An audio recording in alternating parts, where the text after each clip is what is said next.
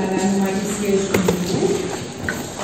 L'inflammation, c'est une inflammation de la cervicale. Quand on a l'arthrose, on a du cartilage.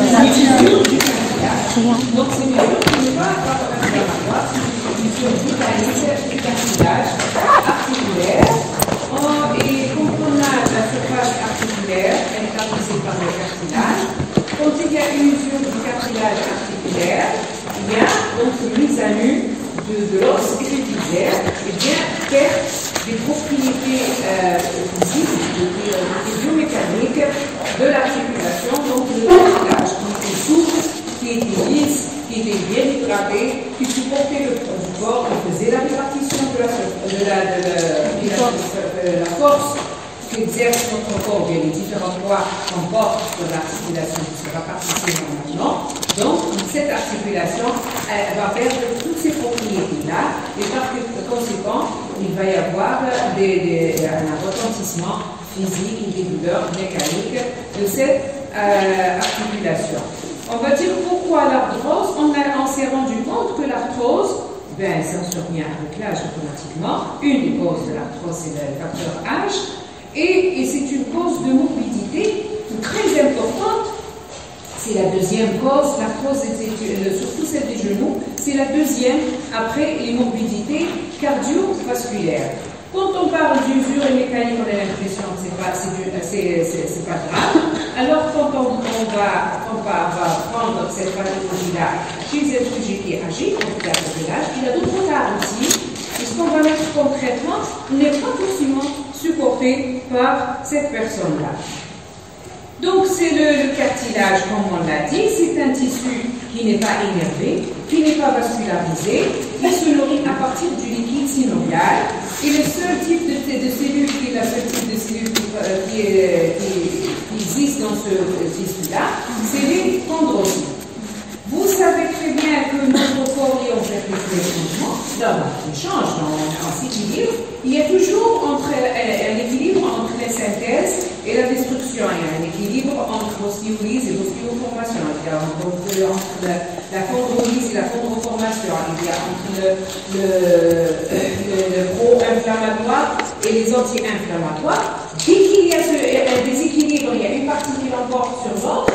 C'est à ce moment-là qu'on développe la maladie, comme ici, la chondrolyse, la chondroformation, il y a tout le temps, il y a un équilibre.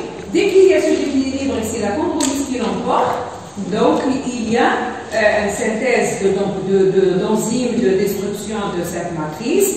Il va y avoir, quand il y a la chondrolyse, on va voir plus tard, donc ici, il y a la chondrolyse, il y a ces petits fragments-là qui sont détachés microscopiques, on ne peut même pas voir, parce que c'est du tissu cartilageux, on ne peut même pas les voir. Ils vont irriter la synoviale, ils vont être toxiques, ces corps-là, quand ils se détachent, ce cartilage qui est fissuré, ces petits débris microscopiques, quand ils sont dans l'articulation, ils vont gêner. Ce sont des malades, quand vous dites, ils vous disent on est bloqué parce qu'il y a le mouvement de l'articulation. À un moment, quand il y a le fluide, c'est le mouvement du aussi. Et parfois, ça se bloque ici. Et parfois, il y a des véritables corps ostéocartilagineux qui sont encore plus importants, ça s'appelle les ostéochondromatoses, et ça bloque l'articulation.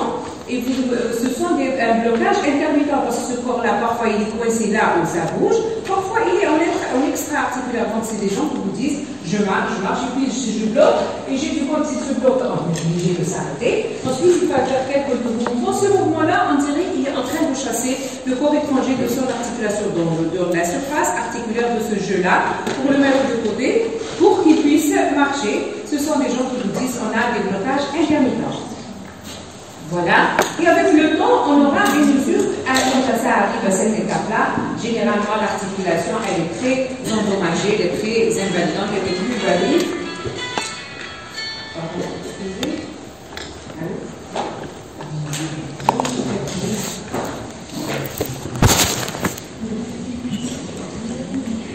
Et quand on arrive généralement à cette étape, vous devinez, quand on a vu les études de développement articulaire, c'est cette partie-là que prend l'articulation. Donc il y a une modification. Si vous avez des gens qui sont vieux dans votre entourage, quand vous rentrez, vous allez voir la forme, déjà la forme externe d'un genou d'une personne âgée et la forme externe d'une personne jeune. Donc vous allez revoir cet aspect-là que vous avez vous. Et ça, c'est une personne âgée, donc il va y avoir une modification déjà externe. Externe, là, c'est le plus, quand on a ça au niveau de l'os, ça ne veut pas dire que les autres parties sont indifférentes. Parce qu'il y a eu ces ostéophytes-là, ces ostéophytes-là, c'est des poulets comme ça, ce qui entoure l'articulation. J'avais une articulation ici. Donc ça, et ça, elle modifie l'aspect externe de la morphologie externe de l'articulation. On va le voir plus loin avec les genoux. Donc les facteurs de risque de survenue d'une arthrose, vous allez les deviner. Parce qu'on a fait un analyse sur l'arthrose, donc les facteurs de risque de survenue d'une arthrose. C'est l'âge. Plus on est donc plus quelqu'un est âgé, donc il y a plus de choses donc à partir de 45-50 ans. Donc plus on avance dans l'âge, et plus il y a un facteur de risque de survenue de l'arthrose. L'arthrose est rare chez le sujet âgé, malgré qu'on est en train de constater que l'arthrose survient de plus en plus chez des sujets qui sont relativement jeunes. Le sexe, on a constaté que l'arthrose digitale et l'arthrose des deux genoux est plus fréquente chez la femme. Ça, c'est des facteurs épidémiologiques, ça, c'est des constatations parce qu'on fait nos cours, nos maladies à partir de ce qu'on a vu réellement et on a constaté. Il y a un statut hormonal, on constate aussi que le rôle protecteur des œstrogènes. Vous savez très bien quand le rôle des œstrogènes, quand la femme elle n'est pas encore ménopausée, elle a beaucoup de les œstrogènes quand elle est privée après la ménopause, il y a pas mal de choses qui vont se métamorphoser, qui vont changer. Il y a l'œstrogène, il y a aussi le facteur âge. Donc il dit ménopause, il dit âge. Donc, le statut hormonal qui a un rôle protecteur, on a constaté que les femmes qui ont une ménopause précoce, ils développent aussi une arthrose précoce, plus précoce que celles qui ont eu une ménopause tardive. Les apports à vitamine, on a constaté aussi que les gens qui ont de l'arthrose, qui ont leur dose de la vitamine D, on l'a trouvé un peu basse par rapport à la population générale. Le surpoids, tout le monde, le surpoids, il y a un effet mécanique. Il y a un effet mécanique parce que quelqu'un qui est obèse, il a un poids énorme. Et puis, quand on vieillit, vous savez très bien qu'on perd de l'os, les qualités, donc le cartilage qui vieillit et tout, avec un poids. Et là-bas, donc, il y a un déséquilibre entre le poids et tout. Et ça aussi, ça favorise l'apparition de l'arthrose. Et on a constaté quand on fait les gens qui ont de l'arthrose, ils arrivent à perdre du poids 10 kg, ils ont une UVA qui s'améliore en conséquence. La douleur déjà qui s'améliore. Et les gens obèses généralement aussi, c'est des gens qui entretiennent l'inflammation. Il y a des facteurs génétiques. On a constaté ici que les gens qui ont de l'arthrose, vous trouvez un parent de premier degré, une maman, une tante, un père, un oncle, ça, il y a aussi de la portion de l'arthrose du genou. Si vous voyez tous les vieux, ils ont tous de l'arthrose. Il y a une arthrose qui est douloureuse, une arthrose qui n'est pas douloureuse. Il y a des gens qui sont complètement déformés. Et puis, quand vous leur faites, c'est la même radiologie, alors que quelqu'un, il souffre plus que l'autre. Ça aussi, on l'appelle, c'est l'expression. Donc, il n'y a pas un parallélisme radioclinique. Ce que vous voyez en radio il n'est pas forcément ce qu'il y a en clinique. C'est une arthrose très. Je vais vous montrer des clichés des parents que je connais. Une arthrose énorme, avec des signes radiologiques, alors que les plaintes ne sont pas vraiment importants en parallèle avec ces lésions radiologiques. Les facteurs locaux, vous devinez que celui qui a un traumatisme au niveau de l'articulation avec atteinte de la surface articulaire, automatiquement, son cartilage il était usé de façon traumatique, donc automatiquement il va avoir une arthrose. Donc, par exemple, quelqu'un qui a 30 ans, qui a fait une fracture avec atteinte de cartilage, peut-être à 42 ans, 40, il va développer une arthrose qui est plus importante qu'une autre personne qui n'a pas fait un traumatisme au niveau articulaire, ça c'est évident. Ce genre-là, les facteurs de risque, dont vous connaissez déjà la définition, vous connaissez les choses, comment ça arrive, avec votre génie, vous êtes déjà intelligent, donc vous pouvez fabriquer les symptômes et les signes. Donc, c'est ce qu'on incite toujours chez nos étudiants, même chez les résidents. Je leur dis, vous connaissez une maladie. Vous connaissez comment ça se passe. Le reste, il faut essayer de le fabriquer. Par exemple, vous ne voyez pas ça. Je vous dis le facteur de l'arthrose, c'est une usure du cartilage qui survient avec l'âge et le facteur d'obésité et tout. Donc, si je vous demande de fabriquer le coup, vous allez le fabriquer. Vous oubliez quelques petits détails. Donc, le plus important, parce que on n'apprend pas bêtement, parce que vous êtes des gens intelligents, vous n'apprenez pas bêtement, vous apprenez avec parce que c'est intelligent. Les gens qui ont fait ces symptômes, la description, avant, on ne connaissait pas la sémiologie, on ne connaissait pas la clinique du tout, c'est des gens. Et puis, il y a des gens qui écrivent, par exemple, quand ils découvrent une maladie, ils me disent cette maladie, elle a pensé ceci, cela. Il y a une tierce personne qui l'a découvert, il n'y avait pas le contact, il n'y avait pas le téléphone, et puis les gens trouvent des livres.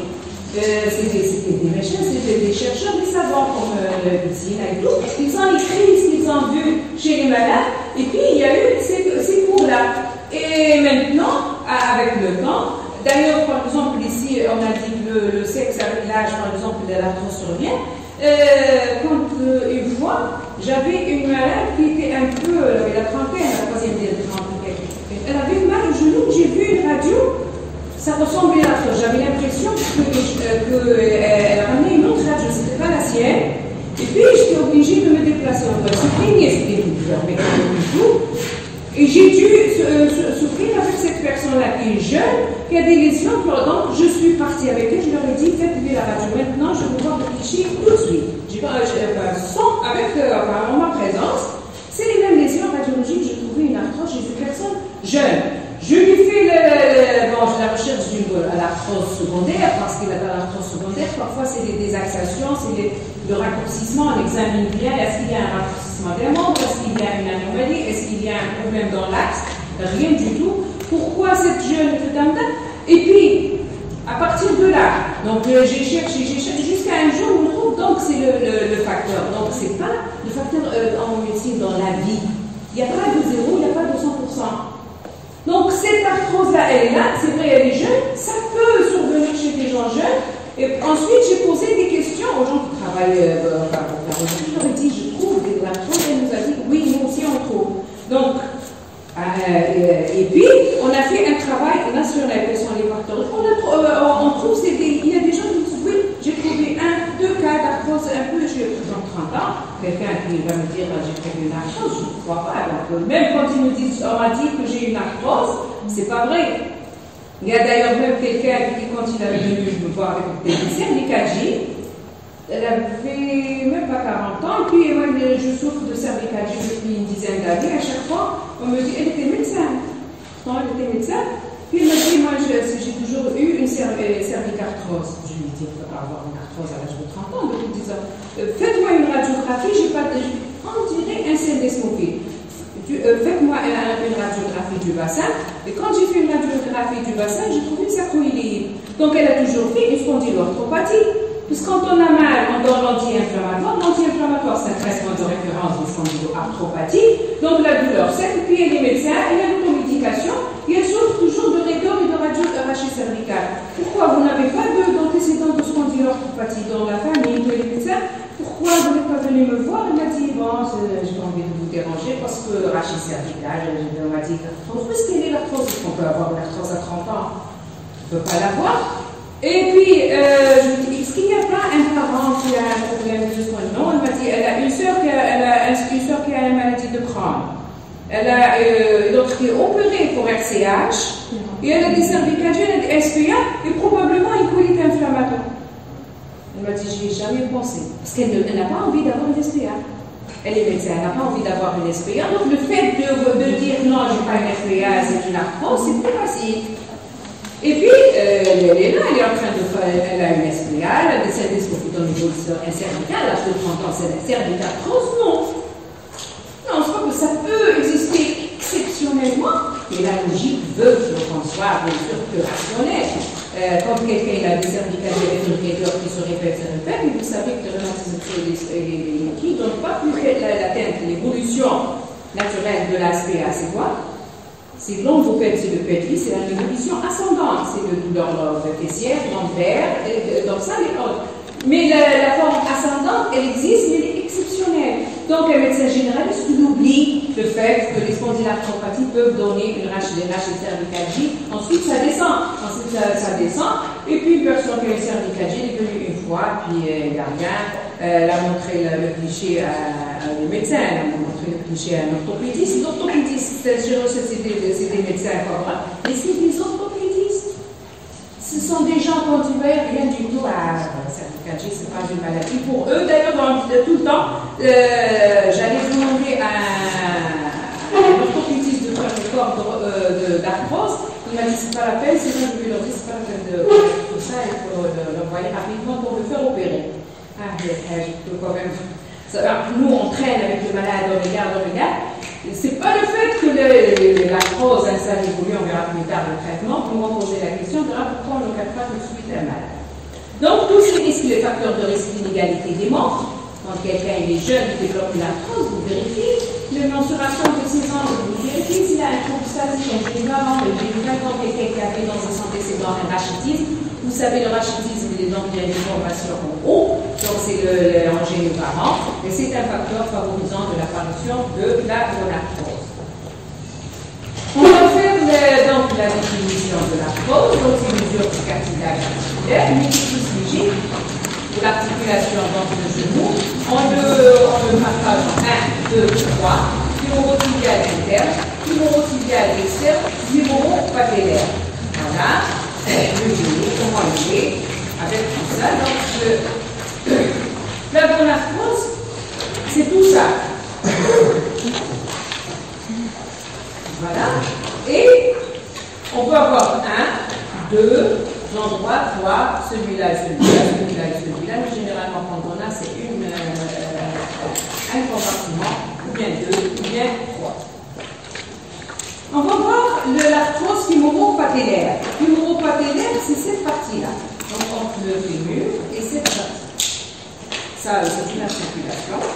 Il y a un cartilage entre les deux. Cette partie-là, parce qu'elle fait partie du genou, donc elle se voit à partir de 40 ans chez la femme, le plus souvent. Elle est bilatérale. Elle intéresse donc un compartiment. Vous voyez ici, voilà, le compartiment ici, c'est le compartiment interne, fémorotibial interne, externe. Fémorotibial interne, externe. Externe, là, parce qu'on le voit sur la radio, externe. Donc, c'est interne, interne et externe. Voilà.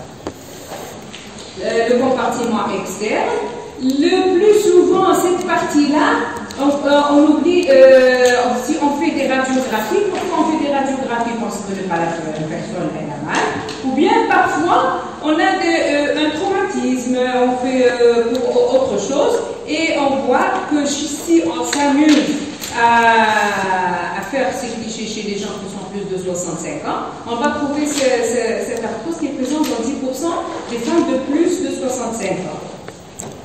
Et souvent, c'est asymptomatique, ou bien souvent, il y a une symptomatologie qui n'est pas fréquente. Par exemple, une personne, quand elle est âgée, elle va avoir de la douleur. C'est normal, c'est l'âge aussi, elle ne consulte pas, sauf quand il y a vraiment une douleur importante. Quand on a, par exemple, regardez, on a une douleur, on a une arthrose ici, la rotule. La rotule, là, vous savez, la rotule, elle est là. C'est en antenne, ici. Si je vous dis quelqu'un qui a une arthrose au niveau du genou, qu'est-ce que vous allez me dire? Qu'est-ce qu'il a comme symptomatologie clinique?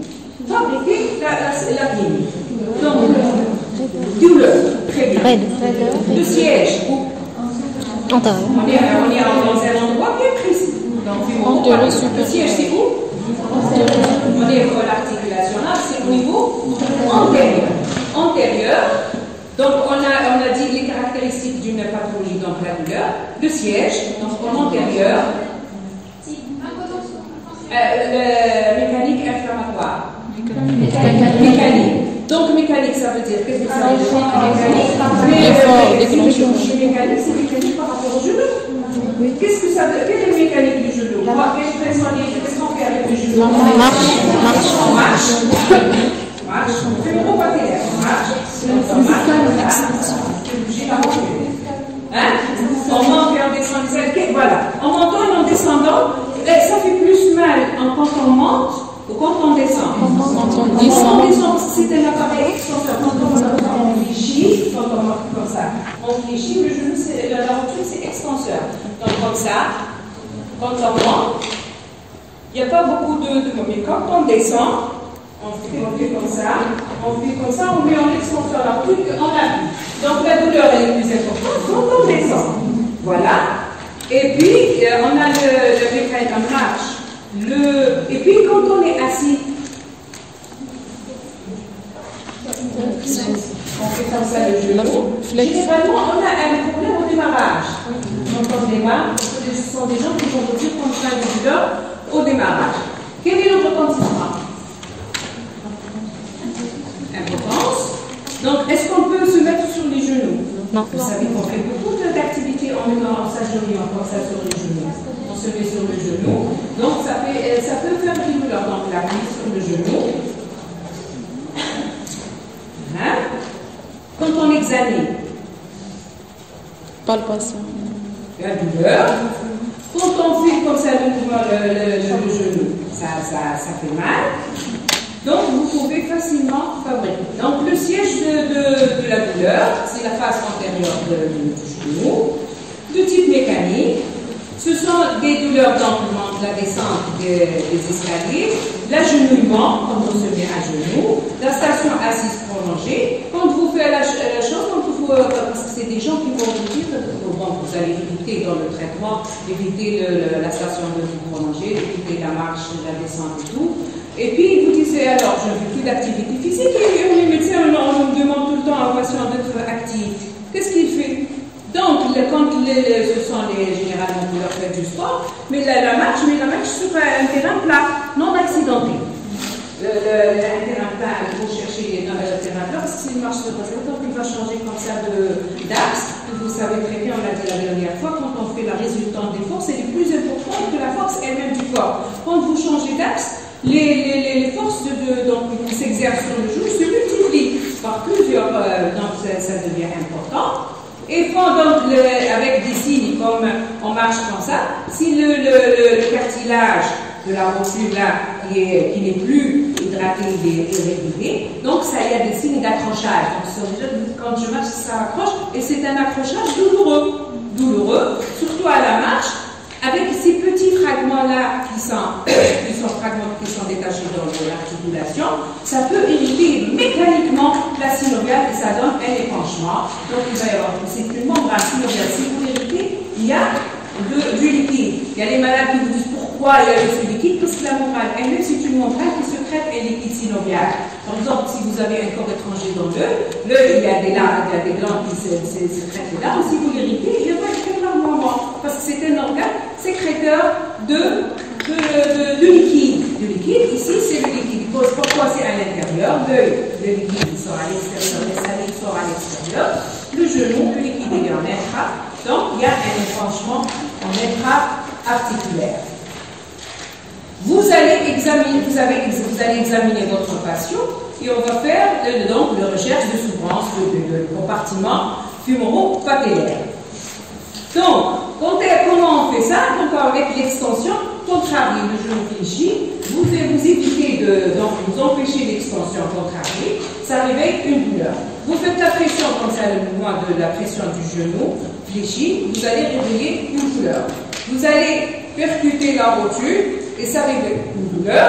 La manœuvre du rabot, on l'a vu, on l'a pas vu? Non. La manœuvre d'Ozolène, on l'a vu, on l'a pas vu? Non. D'accord. On va le voir. La manœuvre du rabot, la manœuvre du Solène, celle-là, c'est la manœuvre du rabot. La rotule, il y a le cartilage, votre rotule maintenant, si vous faites comme ça, vous pouvez bouger la rotule, ça glisse sans bruit. Si vous avez pour quelqu'un qui a une arthrose hémorroïdienne, vous faites bien du bruit quand vous avez une arthrose. Donc vous mettez comme ça et ça craque. Ça s'appelle aussi le rabot. C'est le raboteur, donc il y a des choses qui n'importent rien. C'est des choses qui il y a le rabot de l'huissier, quand quelque chose ça craque, on rentre une surface lisse. Ici, c'est la même chose, donc c'est le crac-crac. Et ça fait le signe du rabot. Le signe de Solène, c'est celui-là. Donc le signe de Solène, c'est l'examinateur, qui se met comme ça. Vous mettez, on s'appuie sur la route. Vous mettez votre main sur la route. Vous demandez au patient de faire une contraction de son quadriceps. Si c'est une contraction, donc c'est la routine vraiment. Vous l'empêchez de remonter et ça fait mal. Ça fait mal. Une personne normale, quand vous l'empêchez, ça fait pas mal. Voilà, on va voir comment elle fait ça. Voilà une vidéo pour quelqu'un qui va chercher le serpent numéro papillon.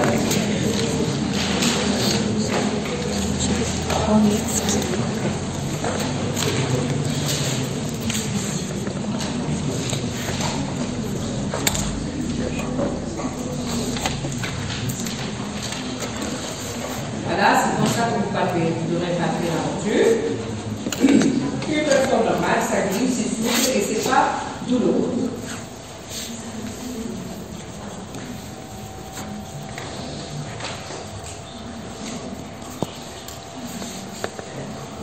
Il y a un degré de mobilité de chaque articulation. Avec le signe du rabot, vous faites comme ça.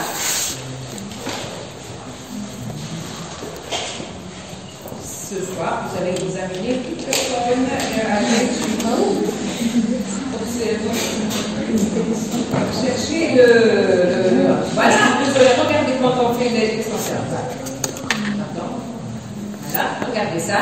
Quand on contracte, la rotule est vraiment. Zolaire, on essaie d'empêcher. On lui demande de contracter, voilà, on empêche, c'est douloureux. On voit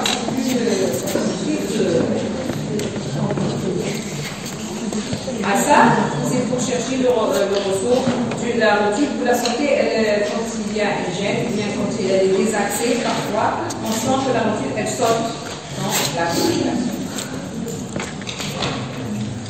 Voilà, vous faites la radiographie. Comment on fait une radiographie pour évaluer l'articulation fémoro-papillaire? Si je vous dis incidence axiale de 30 et 60 degrés, est-ce que vous connaissez cette incidence? Hein?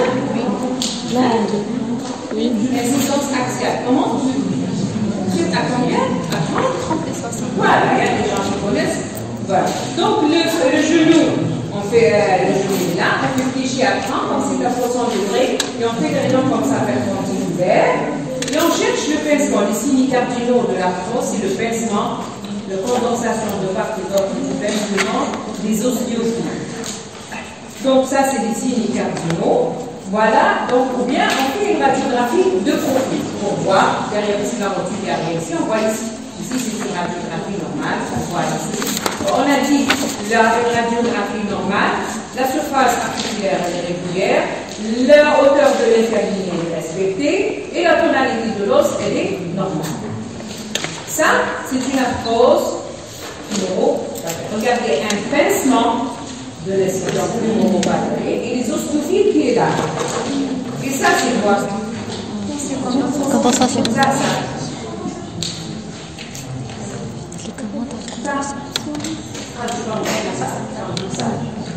Cette classification, c'est quoi? Pardon? Et donc c'est quoi ça? Hein? Oui. Très bien. C'est une anthésie. C'est une anthésie parce que la France c'est là, le est là. Ça c'est une anthésie calcifiante. Parce qu'on a dit quoi l'anthésie? C'est l'insertion capsulo-ligamentaire avec l'os. Parfait. Voilà l'incidence axiale. L'incidence axiale, c'est ça. Donc il y a la rotule, on voit, un interne et externe. Regardez la surface articulaire. Elle est, donc c'est visible. Voilà. Et ça, c'est une arthrose. Regarde, c'est pincement de ce côté-là. Il n'y a pas de pincement ici. Il y a un pincement, il y a des ostéophiles là et là, avec condensation de part et d'autre. Ça, c'est une arthrose tibiale. Et voilà l'orthèse, l'anthésie. Insertion fluidaire. Cette classification-là, vue sous un autre angle. L'arthrose fémoro-tibiale, fémoro-patellaire, généralement est capricieuse. Donc, comme toutes les arthroses, elle commence d'abord intermittente, puis devient gênante, notamment lors de la pratique de la marche, des activités physiques, sportives, etc. Quand on a mal à un endroit, dans un segment osseux, il va y avoir une amyotrophie. Généralement, il faut toujours chercher l'amyotrophie, ou bien il peut y avoir des épanchements quand on a dit que ces petits fragments-là, cartilagineux, puis quand ils sont tirés de l'articulation, ou bien synoviale, il y a un épanchement. On va parler maintenant de l'arthrose fémoro-tibiale, donc entre les condyles fémoraux et les tibiales. Ça se voit chez la femme, après la ménopause, supérieur à l'âge supérieur dans les facteurs âge. Si on cherche la prévalence de cette arthrose-là, elle est de 1% dans les deux sexes entre 55 et 65 ans. Elle est de chez la à partir de 65 ans, il y a une légère prédominance chez la femme, donc 2% chez l'homme et 6% chez la femme au-delà de 65 ans. La douleur fémoro-tibiale, c'est toujours la gonarthrose, c'est toujours le genou, mais la douleur fémoro-tibiale. Où est-ce qu'elle est la douleur? Donc, soit fémoro-tibiale, elle est soit interne, soit externe, soit en totalité, soit en postérieur, soit en antérieur. Donc ça peut siéger n'importe où, mais en pratique, il peut y avoir aussi la fémoro-patellaire en même temps. Donc en pratique, c'est pas ça, c'est on dégage ça. Donc c'est soit en interne. Parfois il y a des gens qui viennent nous dire j'ai une douleur en interne, parfois en externe, parfois c'est toute l'intérieur, parfois c'est toute l'articulation qui est fait mal. Donc c'est une douleur inflammatoire mécanique, voilà. C'est la montée. La descente, c'est toujours donc soulagé par le repos. Le repos du genou n'est pas dans le repos, c'est donc la position assise, la position couchée. L'articulation fémoro-tibiale, souvent on a des poussées congestives, donc ça veut dire qu'il y a un épanchement. Ce qu'il y a dans le cartilage, quand il va irriter la synoviale, ça donne une inflammation. On a dit que l'arthrose, ce n'est pas quelque chose d'inflammatoire. Donc, quand ça donne une congestion inflammatoire, c'est une inflammation locale. Donc, c'est une irritation qui n'est pas systémique. Donc, même si vous pouvez être un bilan inflammatoire, il n'y a pas de perturbation biologique, mais il y a une tuméfaction avec une hydarthrose. Quand il y a une hydarthrose avec tuméfaction, à ce moment-là, la douleur se transforme, elle devient inflammatoire localement. Ce n'est pas une inflammation systémique, mais c'est une inflammation locale. Donc on peut avoir des recrudescences nocturnes. Donc elle va devenir, une poussée congestive, les douleurs vont devenir inflammatoires. Voilà.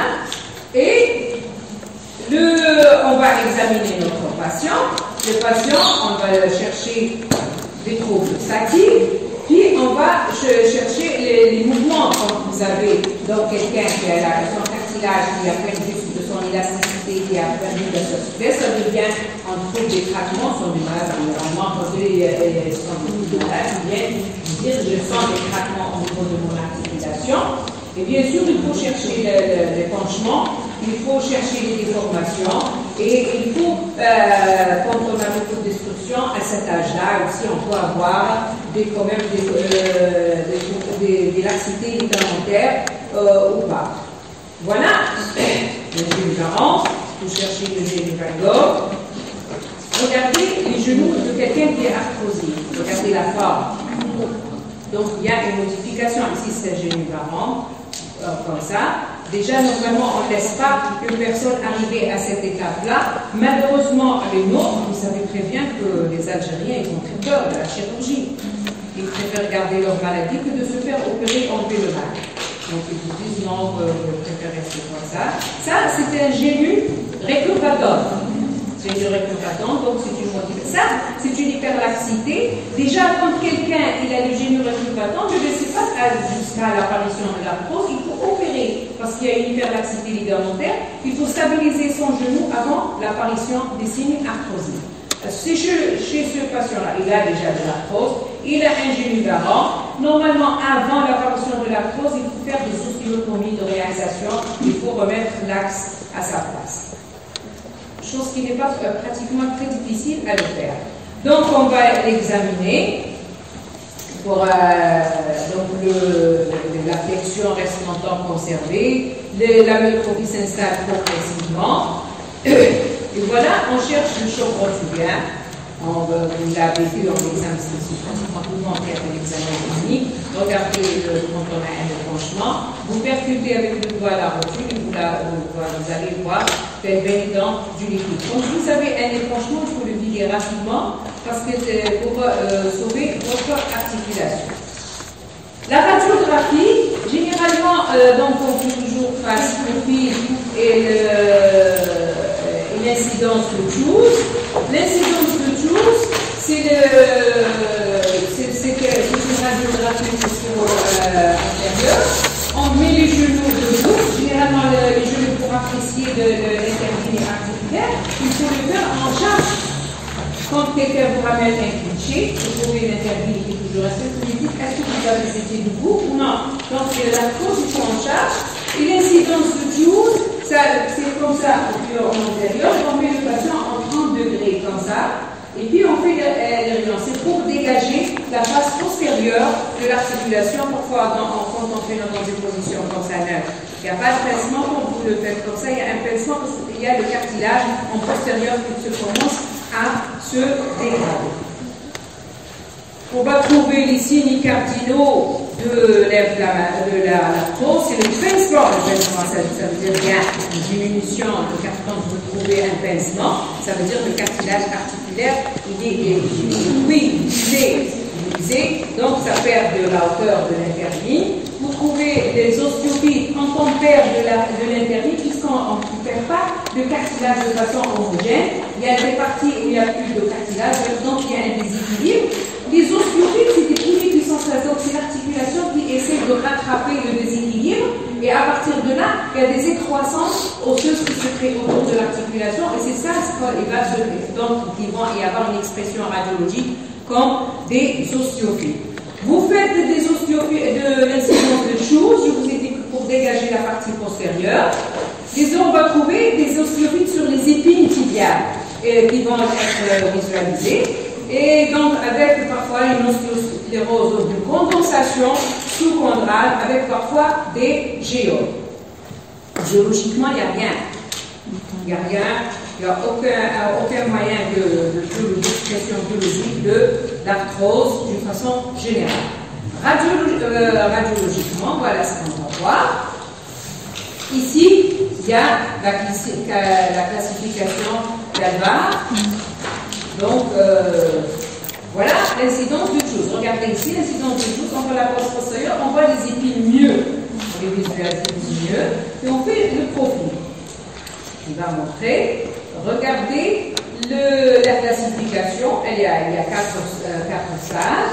Ici, on a un pincement de l'interligne arthromorotibiale inférieur à 50%. La douleur donc diminue. On a stade 2, on a pincement de plus, donc il y a presque stade 3. Donc il n'y a plus d'interligne, c'est-à-dire le cartilage est parti. Il y a une déformation osseuse, il y a une usure du cartilage, donc il y a une lésion sous-chondrale d'os, donc de 5 mm. Stade 4, c'est plus que ça, c'est cette déformation. Oui. À partir du stade 3, il y a une impotence fonctionnelle. Oui, absolument. Oui, il y a des gens même qui sont là. Je vous dis, il y a une discordance radioclinique. Il y a des gens qui ont ça, qui marchent. Il y a des gens qui ont ça et ça, qui sont très importants. Mais généralement, ça, il y a une grande déformation. D'ailleurs, mon père, il a plus que ça. Il n'a pas envie de faire ce problème. Il marche. On dit, ça lui plaît. Il m'a dit, j'ai pas envie de mettre un métal à la place de mon genou. Et depuis, il faisait des épanchements. et disait d'arthrose récidivante, depuis que je lui ai dit je vous mets une prothèse, il n'a plus fait d'autres débranchements. Oui. Comme ça, il m'a dit moi je suis vieux, je marche normalement, je fais tout ça. Et donc, même la prise en charge, elle est socio-culturelle. Les Français, à cette étape-là, ils font une prothèse. Donc, ils font une prothèse parce que c'est des gens qui veulent vivre. De notre âge, il a 75 ans, malgré le changement. À 75 ans, il a ses déclaratories. Je dis non, vous mettez la hyaluronique, peut-être que ça va donner, j'ai bien envie de garder mon articulation. Il ne fait ni sport, ni fait pas en vacances, ni rien du tout, mais quand il va au crèche, bon, c'est sur une chaise roulante qu'il va faire, ça ne le dérange pas. Et puis, il y a, parce qu'il faut une chirurgie, pour dire à quelqu'un qu'on va vouloir. Regardez ici, il y a la rotule aussi qui est excentrée. Regardez, vous n'êtes pas rendu compte ici. Voilà. La rotule, elle est excentrée, donc il faut faire de la rééducation pour remettre la rotule à sa place. Et il faut mettre une prothèse.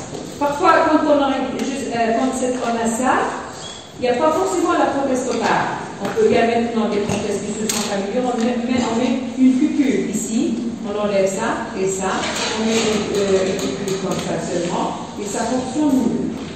Une partie seulement de prothèse. Voilà l'arthrose huméro-patellaire. Regardez le baissement avec des esthétiques là. Regardez l'huméro-patellaire total. Regardez, cette personne-là, elle marche normalement. Regardez malgré le... Et vous aussi, vous avez vu aussi l'arthrose des footballeurs. Les footballeurs, ce sont des gens qui font de l'arthrose très précocement par rapport à la population générale, parce que le cartilage, c'est l'usure du cartilage. Ils ont tous... Vous avez vu comment les footballeurs ils marchent? Ils sont gênés par an, mais c'est cette façon-là de marcher, parce que c'est des gens qui ont les genoux ils se sont investis, donc ils ont fait peut-être tout ce qu'on pouvait faire nous dans 80 ans, ils l'ont fait en 5-10 années. Vous savez combien de kilomètres ils font lors d'un match, surtout les footballeurs de compétition. Ils ont une arthrose très évoluée, mais pas très douloureuse par rapport aux lésions radiées. Voilà.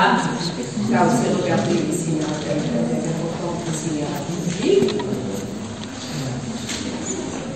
Et ça, c'est quoi? Ça, c'est quoi? Regarde, ça, c'est l'ostéolyte. Ça, c'est l'ostéolyte.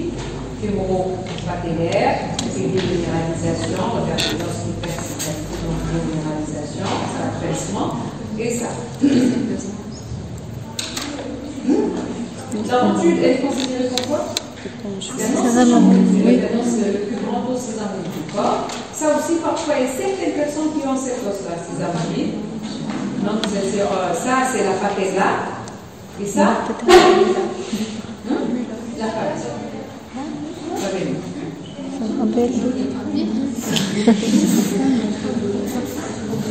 Donc, le diagnostic différentiel, la même chose. Oui.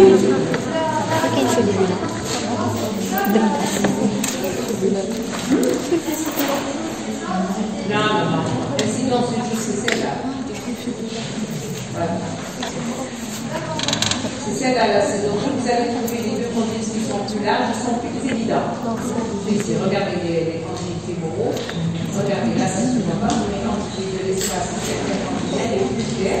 Et les épiphylaires sont plus évidents que c'est les ici. D'accord? Donc, le diagnostic différentiel aussi, comme vous pouvez le. Parce qu'il faut connaître beaucoup de pathologies ici, le diagnostic différentiel, c'est quelque chose qui ressemble à la pathologie, mais qui n'est pas. Donc, au niveau du genou, diagnostic différentiel, donc c'est de la gonarthrose. Il y a le genou, il y a une gonarthrose, c'est-à-dire il y a une douleur mécanique, le genou, qui peut donner aussi des épanchements. Quelles sont les pathologies pathologies qui peuvent avoir, qui ressemblent à ça, mais ce n'est pas de l'arthrose, ce n'est pas de la monarthrose. Donc vous donnez toutes les pathologies qui ressemblent. Donc il y a une douleur du genou, qui peut donner un épanchement, une douleur du genou, un épanchement ou un épanchement, et qui ne sont pas de l'arthrose. C'est tout. C'est ça le diagnostic différentiel. On a des précordialgies. Les parties du myocarde, ça donne des précordialgies, et ça donne des précordialgies ou ça donne un tracé. Donc vous allez donner diagnostic différentiel, donner toutes les pathologies qui donnent des douleurs précordiales, bien donc une modification du tracé avec l'électrique, modification du tracé électrique. Vous allez donner sans plus, c'est le parcours, c'est ça. Vous donnez les autres que vous connaissez, qui n'est pas. C'est ça le diagnostic différentiel. Donc quand on vous donne un endroit, vous réfléchissez à ce que vous avez, si vous allez, vous allez avoir une connaissance. Vous n'allez pas être limité à ça. Donc ici, le genou, vous donnez tout ce qui est pathologique qui se rapporte au genou, qui donne une douleur ou bien un épanchement, qui n'est pas une. Puis vous allez, vous allez donner des pathologies articulaires. Quelles sont les pathologies articulaires qui font mal? C'est articulaire, ça veut dire l'articulation qui monte. Donc c'est les arthrites. Les arthrites rhumatismales, infectieuses, métaboliques. Donc ça donne un épanchement, ça donne une douleur. La différence, c'est que la douleur mécanique et l'autre, elle est inflammatoire. L'épanchement, elle est mécanique et l'épanchement est inflammatoire. Un épanchement, il dit donc tout ce qui est arthrite, donc pathologie articulaire. Métabolique, et puis, donc, pathologie périarticulaire, tout ce qui est tendon, tout ce qui est ligament, tout, donc c'est pas la faute, donc tout ce qui est tendinopathie, c'est des douleurs tendineuses. Donc musculaire, une ostéonécrose des condyles fémoraux, des plateaux tibiaux, ça aussi. Et donc l'algodystrophie du genou, donc tout ce qui est musculaire, les myosites et tout. Ensuite, tumoral, tout ce qui est pathologie tumorale et tout ça rapport. Ensuite, vous allez donner tout ce qui est le douleur qui est projetée. On a des douleurs crurales, dans les bradjies crurales, donc la racine F3 et 4, ça donne un aspect là. Il y a l'autre aussi, je ne sais pas si vous connaissez, donc le projet de la hanche. Quand vous avez une pathologie, une coxopathie, la douleur est peut-être projetée au niveau du genou. Vous n'avez pas de douleur de hanche, mais vous allez avoir une douleur au niveau du genou. Donc tout ce qui est projeté, tout ce qui est nerf, tout ce qui est vaisseau, les thromboplégies, les radiculalgies et les douleurs projetées, qui ne sont pas du tout d'origine articulaire. Donc ce n'est pas des douleurs articulaires. Il y a aussi au niveau des structures périarticulaires, le trauma du genou, c'est la bourse suprarotulienne qui peut donner aussi la même chose. C'est comme ça qu'on fabrique des diagnostics différenciés. Ici, on a dit les lésions osseuses tumorales, donc tout ce qui est ostéite, tout ce qui est fissure, tout ce qui est ostéonécrose, les tendons qui entourent l'articulation, le tendon rotulien, le tendinite quadricepitale et tendinite de la patte, les traumas du genou et de leur crochet. Quand on a une bonne arthrose en poussée, c'est les arthrites infectieuses, microcristallines, inflammatoires de la synovite bilonodule. Voilà, l'évolution, elle est variable. Les facteurs de pronostic, c'est les facteurs antécédents traumatiques pour les gens qui ont fait des traumatismes secondaires. L'obésité aussi. On a vu que les gens qui réduisent le poids, ils améliorent de façon considérable les douleurs et le retentissement physique de leur articulation. Le traitement. Vous savez très bien qu'il n'existe pas un traitement contre pour arrêter l'arthrose. Donc, on va donner seulement des conseils d'hygiène de vie. Donc, quand vous êtes, quand le patient est en poussée, il faut ménager le genou. Quand il est en poussée, ça veut dire qu'il est en train de faire de la contrôlise. Évitez la marche, la station debout prolongée, le port de charge lourd, et vous lui conseillez de mettre une cage pour réduire l'appui sur l'articulation. La perte de poids est toujours souhaitable. sur l'obésité. La rééducation, bien la kinésithérapie plutôt, donc c'est de faire des séances de massage pour soulager le patient. Donner des anti-inflammatoires, des antalgiques, des anti-inflammatoires éventuellement.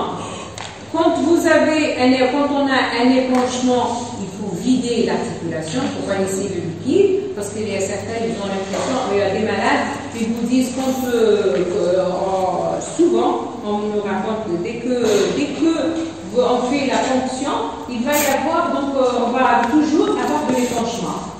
Il y a des malades qui nous disent, moi j'étais bien, je suis venue, ici, on m'a enlevé des liquides, on fait des ponctions, et depuis je refais des liquides. Alors c'est pas le fait de faire la ponction qui est récidivaire, une pathologie, qui entraîne une épanchement récidivaire. Donc c'est pas le fait de faire et malheureusement, il y a certains médecins qui croient à ça aussi. Et quand vous avez un genou sec, vous faites, c'est douloureux avec en fait, l'acide hyaluronique. L'acide hyaluronique, on injecte l'acide hyaluronique en intra-articulaire, en dehors des épanchements, bien sûr, pour que ce soit un genou sec, pour colmater les fissures de la chondrolyse et pour améliorer la mobilité. Ça peut tenir, ça peut donner de bons résultats. Et en plus, il y a des anti-arthrosiques oraux à action lente qui, donc on peut donner des antalgiques, paracétamol, des anti-inflammatoires tels qu'on l'a dit. Le lavage sur le genou, on peut aussi faire un lavage articulaire. Quand on est en poussée congestive, on vide l'articulation, on fait un lavage articulaire au sérum physiologique en espérant d'enlever les débris, là, les particules qui sont dans l'articulation. Les anti-arthrosiques, il y en a beaucoup. Il y a les chondroïtine sulfate, on a les glucosamines, etc. Donc, ces anti-arthrosiques, ils ont un effet sur les symptômes, surtout la douleur.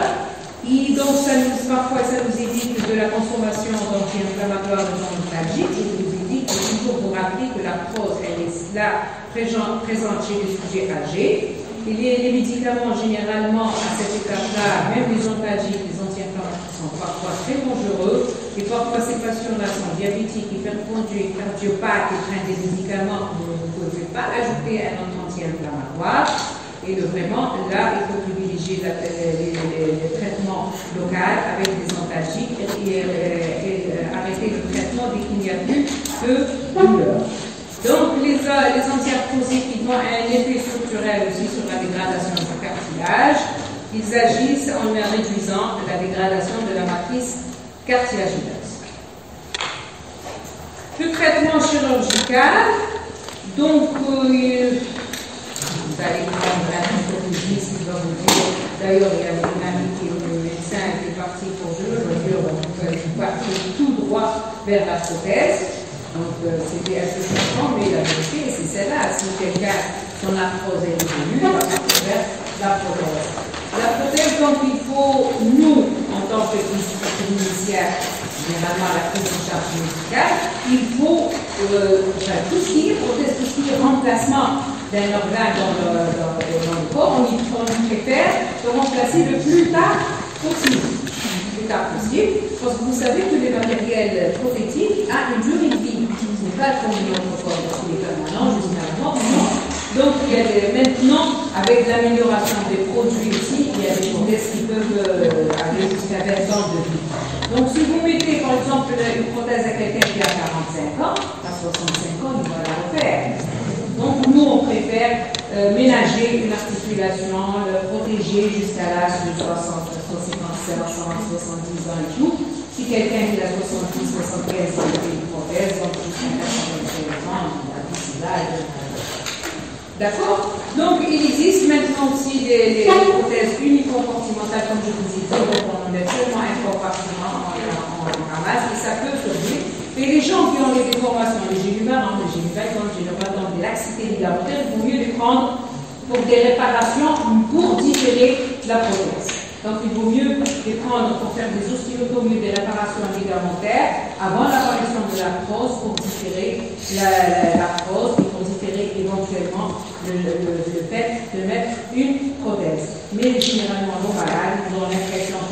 ont fait l'ostéotomie, c'est quelque chose de préventif et quelque chose à vie. Alors que non, on diffère seulement de notre geste qui est plus invasif que le remplacement prothétique. Donc, le genou, la gonarthrose, c'est une affection fréquente, souvent invalidante parfois. La gonarthrose doit pouvoir bénéficier d'une prise en charge globale. On a des orthopédie, thérapeutique, donc on est à la chirurgie prothétique peut-être retardée, voire traitée dans certains cas. Donc, jusque-là, il n'y a aucun médicament. Jusque-là, il n'y a aucun médicament qui peut arrêter la chondrolyse ou bien qui est un chondroprotecteur. Bon, la greffe du cartilage, le PFP des gens qui font ça, mais jusque-là, il n'y a pas. On a aussi, il y a eu aussi de la biothérapie qui s'est arrêtée rapidement. Ils ont donné une biothérapie, mais ça a favorisé pour les gens de la chimie, on a fait ça. Il y a eu une grande chondrolyse juste après. Et on s'est dit peut-être que ces médicaments, ils ont tellement donné de l'indolence que les personnes qui ont de l'arthrose, ils ont continué à marcher, ils ont détruit encore plus rapidement leur articulation tout en étant sans douleur. Donc cette thérapie rapidement était arrêtée.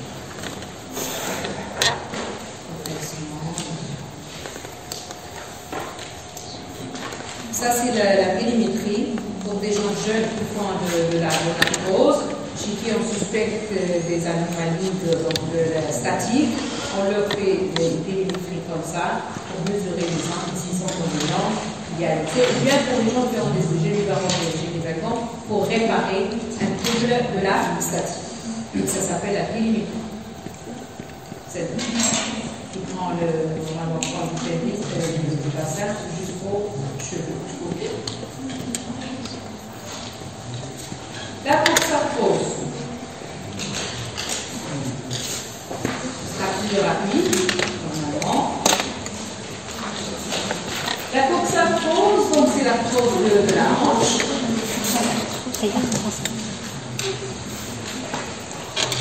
La coxarthrose, elle est plus fréquente en Occident que chez les Orientaux.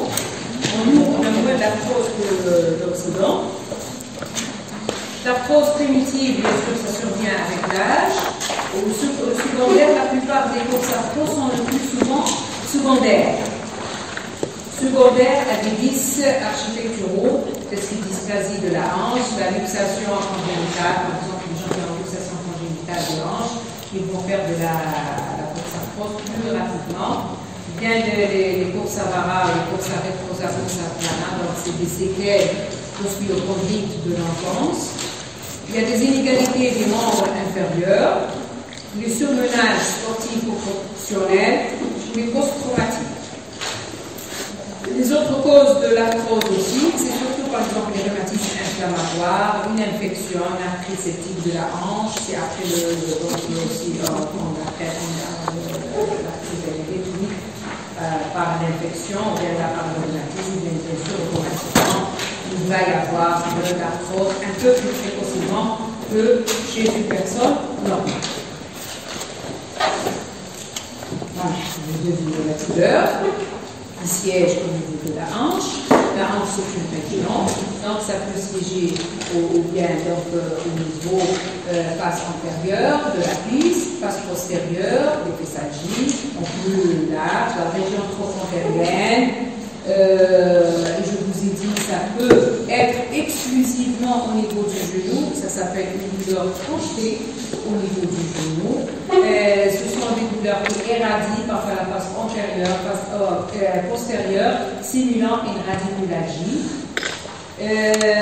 Donc, c'est une douleur de type mécanique. Donc mécanique de la hanche n'est pas mécanique du genou. Mécanique de la hanche, donc la position assise, ça devient mécanique. La position debout, mécanique. La position, donc, c'est seulement, donc, vous montez ou descendez la hanche, donc on utilise la hanche, donc c'est mécanique. C'est seulement la position allongée qui peut soulager le patient. Ou bien avec des béquilles. Le retentissement, quand on a un problème au niveau de la hanche, au niveau de la coxarthrose, il y a un retentissement physique. Quand On marche avec donc ces limitations de périmètre de marche. Ce sont des gens qui marchent et puis ça la douleur arrête, donc c'est des gens qui font par exemple des kilomètres, et puis, donc il y a une diminution du périmètre de marche par la douleur, par le retentissement fonctionnel. Ce sont des gens qui ne peuvent plus, donc qu'est-ce qu'on fait avec la hanche? On peut s'asseoir, donc c'est des gens qui ne tolèrent plus la position assise et douloureuse, c'est gênant. Surtout pour quand on s'assoit sur les chaises basses, donc sur les fauteuils, mous, c'est très difficile, donc on ne peut plus se chauffer. Pour faire ça, donc ça devient difficile. Pour se lasser, donc pour couper les ongles, les orteils.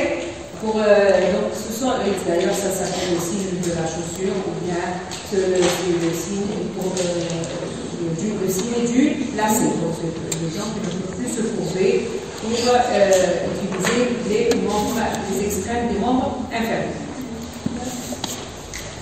Quand vous examinez votre patient, donc vous allez avoir donc la marche, on a vu sur l'examen clinique, comme quelqu'un a un problème de hanche, généralement c'est une boiterie. Quand il y a une usure du cartilage, donc il y a une usure, il y a un raccourcissement aussi qui surtout quand il y a une arthrose unilatérale, il y a une usure du cartilage, donc il y a un raccourcissement du membre, un petit raccourcissement 1 ou 2 cm. Il va y avoir la boiterie, mais généralement c'est une boiterie d'esquive. L'esquive, c'est quelqu'un qui évite l'appui, donc quelqu'un qui a mal. Quand on a mal, généralement, on a comme ça, et puis on n'a pas envie d'être longtemps sur ce membre-là, donc comme ça, et puis donc on veut fuir l'appui sur le côté. Donc c'est une boiterie d'esquive, on fait comme ça. C'est ça la peut-être. Ce sont des gens qui évitent la marche sur le côté lié à l'âme. Donc, quand on a une douleur, généralement on se met en flexion, on a mal de comme ça, si on a mal de comme ça. Donc, il va y avoir, avec le temps, le fléchon de la hanche qui apparaît. Et comme on n'utilise pas le membre inférieur, il va y avoir une amyotrophie du quadriceps avec amyotrophie aussi des muscles fessiers. Comme il y a une amyotrophie, surtout quand c'est unilatéral, il y a une amyotrophie, il y a un fléchon, donc ça aggrave le raccourcissement. Donc quand on perd 1 cm, on se le fléchon, donc ça va être comme ça. Et ça va être comme ça, donc ça retentit sur le dos, il y a un grand retentissement sur l'autre appareil locomoteur. Ce sont des gens qui ne peuvent pas s'appuyer sur le côté atteint, donc l'appui frontal sera douloureux, voire même possible, ou bien ils ne peuvent pas le maintenir non. L'examen clinique, quand vous examinez quelqu'un qui a une arthrose de la hanche, il va y avoir une limitation. Les premiers mouvements qui vont être limités, c'est la rotation interne et l'abduction. Ce sont les premiers mouvements qui vont être limités. La flexion est longtemps conservée, d'ailleurs tant mieux, parce que la flexion, c'est le mouvement le plus utilisé lorsqu'on s'assoit. Bien sûr, quand quelqu'un est assis dans une bonne position, donc on peut tolérer par rapport au geste opératoire, surtout quand on n'a pas les moyens. Je vous ai dit, quand on fait un examen clinique, nous pouvons examiner l'articulation, ensuite les articulations adjacentes. Ensuite, le reste de l'examen, de l'autre appareil, de tout l'appareil locomoteur, est un examen général où vous allez trouver non pas d'arthrose, l'examen général conservé, pas de température, pas d'altération de l'état général. La radiographie, normalement on fait la radiographie du bassin, ou bien un court profil de l'œdème. Vous trouvez les 4 signes cardinaux de l'inflammation sur le baissement, condensation de part et d'autre du baissement, des osmotiques et des géos. Ici, c'est une articulation normale. Voilà la surface articulaire, la hauteur de l'intermine et une floralité de l'os normal. Regardez une coxarthrose. vous avez un pincement, condensation de part et d'autre du pincement, et des extrusions. Ce sont les becs que vous voyez ici. Voilà. Au départ, le pincement il est supérieur-externe, ensuite le pincement il va être total. Ici, il persiste encore du cartilage, regardez ici. Là, donc, on dit que le cartilage a pratiquement disparu. Vous faites de la toxométrie à la recherche d'une anomalie, donc une malformation. Diagnostic différentiel, la même chose. La même chose qu'on peut faire le diagnostic différentiel, on est dans l'arthrose. Vous cherchez des douleurs projetées, c'est des radiculagées, des artériopathies, la tendinite du moyen, ça c'est le périarticulaire. Donc si c'est des douleurs projetées. Le tendinite, c'est des douleurs périarticulaires, tendinite du moyen épicier, du pyramidal, du psoas, c'est même les adducteurs. L'algodystrophie de la hanche, fracture de fatigue du col du fémur. C'est l'hypoxie rhumatismale et infectieuse, donc la prise infectieuse. Les synovites vilo-nodulaires, donc c'est une anomalie locale. Et les structures PA osseuses, c'est les métastases, les tumeurs, bénignes, malignes, ostéonécroses. Toujours pareil, donc il faut pas toujours aller là, chercher la pathologie qui colle avec cette partie-là de la structure articulaire. L'évolution est la même chose. Donc c'est l'évolution générale, moi je vais essayer de l'éviter avec progressivement l'handicap s'aggrave avec le temps.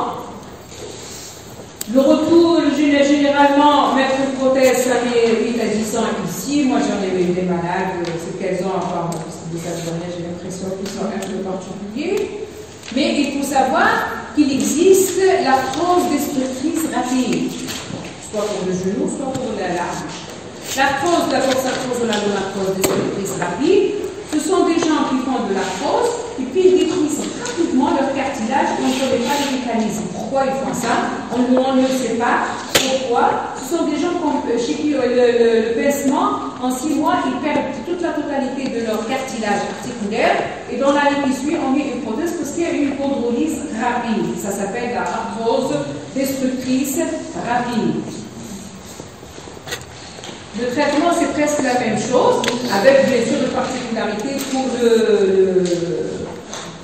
le symptomatique.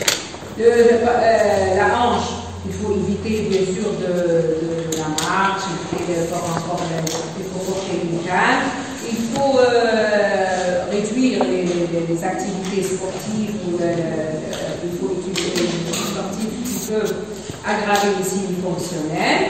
Et bien sûr, je vous ai dit qu'il faut toujours favoriser les antalgiques par rapport aux anti-inflammatoires, mais souvent on a recours aux anti-inflammatoires, et prendre en considération bien sûr les morbidités, les comorbidités chez ce genre de patients.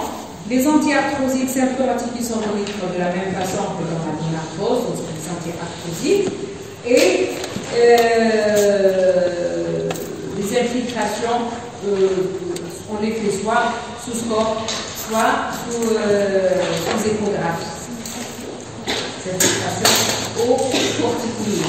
La rééducation pour le renforcement musculaire, comme vous voyez quelqu'un qui a une atrophie, vous pouvez faire des renforcements musculaires, corriger tout ce qui est statique, physiquement. Sinon, avec le temps, c'est la chirurgie, c'est la prothèse totale. Est-ce que vous avez des questions?